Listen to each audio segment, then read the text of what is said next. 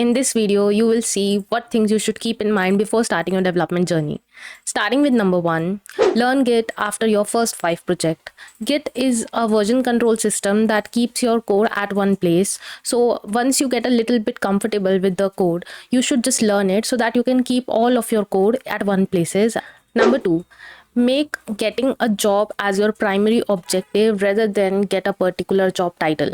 So as a beginner, as a fresher, your main priority should be getting a job. Don't give much emphasis to the job title, because at the first place, getting a job is one main priority thing. And if you get any title like front end developer or back end developer, if your goal is full stack or any other kind, just get into the development field. And once you get into one company, then you can further request them. If you want to change the title, you can showcase your work in that desired title, and they will definitely switch you. Number three, write code without following along. Many times when we are learning something, what we do is we just keep on repeating whatever the person is actually like teaching us. So it is fine, because as a developer, as a very fresher, very beginner, you don't know what you need to write, so you want someone to teach you.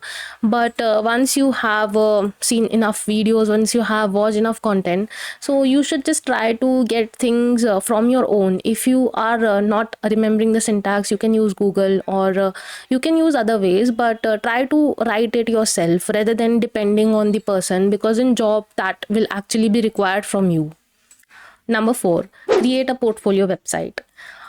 Just same as the Git, creating a portfolio website will also help you, because in the initial process of any job application, the HR mainly go through your application. So chances are there that she might not know much about Git.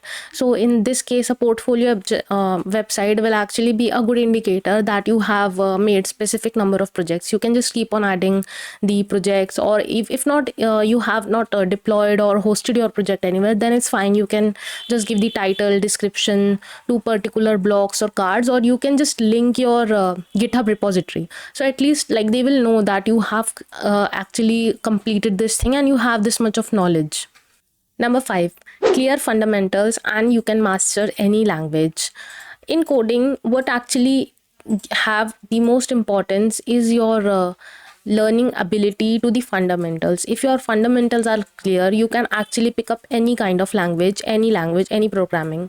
So because the fundamentals remain the same, only the syntax changes. So rather than just focusing that I just want to learn JavaScript everything or PHP everything, just give your main focus to learning the fundamentals, the loops and conditions, and these things will actually go with you on the long run, and it will make things for you to learn very much easier.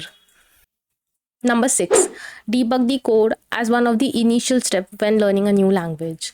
It is quite underrated that debugging as a developer, your most of the time will be spent on fixing the errors, irrespective of the kind of developer or the language that you are working on.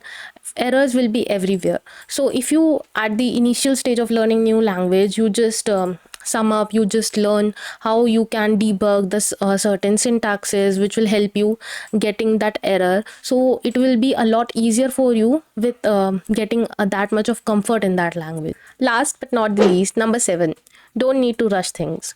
As a developer, when you are learning one thing, you will also be parallelly getting suggestion on learning things like attached to it. If you are learning JavaScript, then and your main objective is to learn MERN, then just do things just individually to JavaScript and make certain things out of it before switching or before learning any other like Express, MongoDB or Node.js.